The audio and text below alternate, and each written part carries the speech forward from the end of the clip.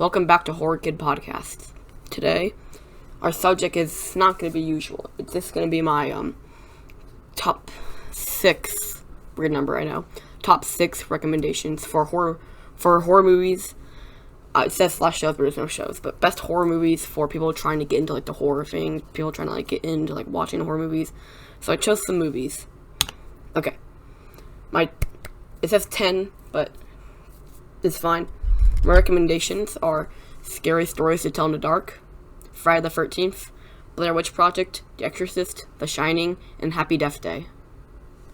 Let's move on to the first one, Scary Stories to Tell in the Dark. Now this one is a good movie for anybody trying to get into the scary scene and who wants to get jump scared. It's very creepy. I recommend the movie in general, not just for this. There's nothing to repeat. Shut up. I recommend this movie because it's scary, because you got the Howard the Doll, whatever, and I also recommend the book. This is a gateway to scary things. It's not exactly scary keep you up at night, but it's scary enough to give you a little chill and wondering what else to watch. This movie follows kids and this girl who writes a book with all these things coming to life, and they have to try to stop it. It's a teen kids horror movie. I recommend it a lot if you're trying to get into horror. Okay, number 2, Friday the 13th. Everyone knows this. Just because you know it doesn't mean you watch it, though. The first Friday the 13th follows Jason's mom in killing horny teenagers in the camp. Now this one is just an 80s classic, 90s classic movie, which is probably good for any old or new horror fan to try to get into, because you want to see what, not just a new movie. I'm a big fan of new horror movies, but the old ones are always still my favorites because they're still funny. This is it's just really good. So, if you're looking for a slasher movie, but it's not too gory, you can live with it and also have some laughs, then Friday the 13th is probably good for you. The Blair Witch Project. Now this one I recently rewatched before I made this.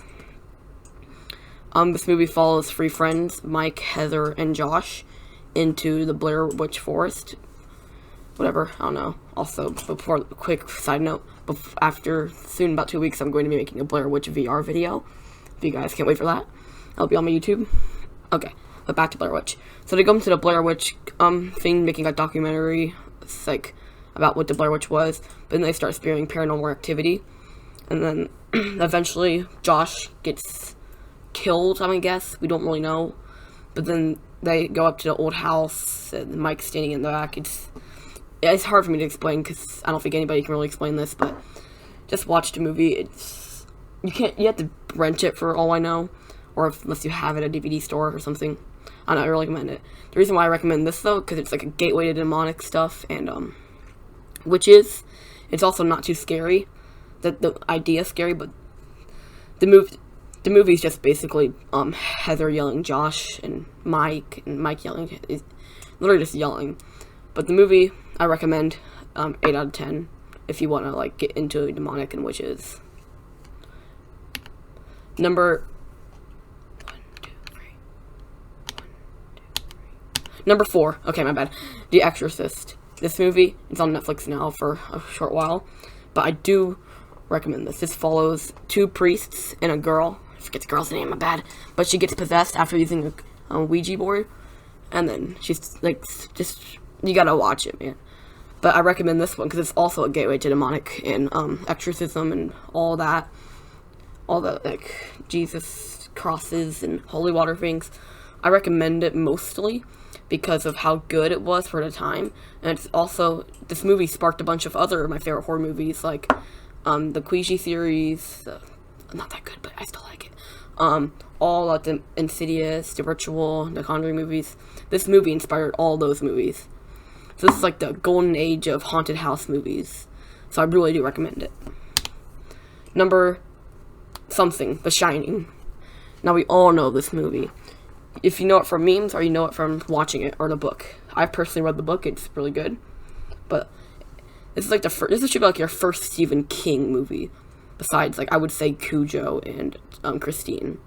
But The Shining, I think, is good because it's not too violent, but it has like a great way into like possession, has a great story. Also, I've been to the Stanley Hotel where they filmed it at, which was super cool. So I would recommend this movie because it's your first Stephen King movie. It's not too scary, but it's also scary at the same time. It's a really good movie to watch, so I'd really recommend this for getting into it. And my final and last recommendation is Happy Death Day.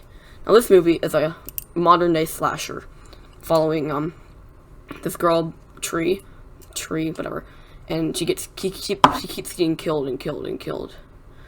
And it's also produced by the people of Purge, who made the Purge movies, which I would recommend if you were new to horror, but yeah, I don't know. But the reason why I choose Happy Death Day is it's just like a lighthearted, funny slasher.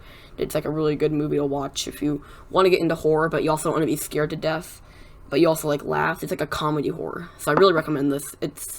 When I first saw it, it was really good, actually. I liked it more than I thought it would.